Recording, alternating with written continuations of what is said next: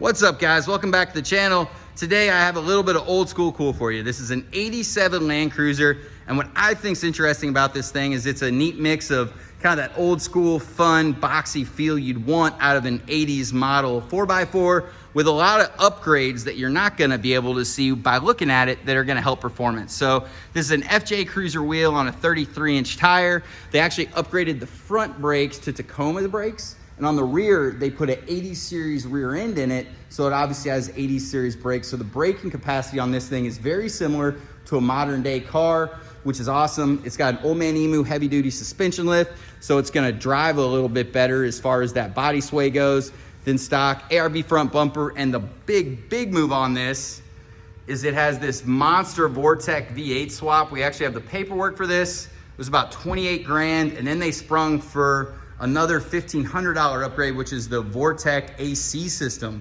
So on the inside, you're gonna stay hot and cold just like you would in a normal car. Again, it's just a very drivable, fun Survivor. Upgraded set of rock rails. Obviously, you got a roof rack on there as well. You got a 4x4 Labs 3-piece rear bumper, which is the one everyone wants.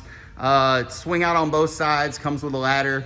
Really beefy. You get sliders down the sides as well. Previous owner went ahead and also put in storage in the tailgate, which is something that a lot of people end up doing.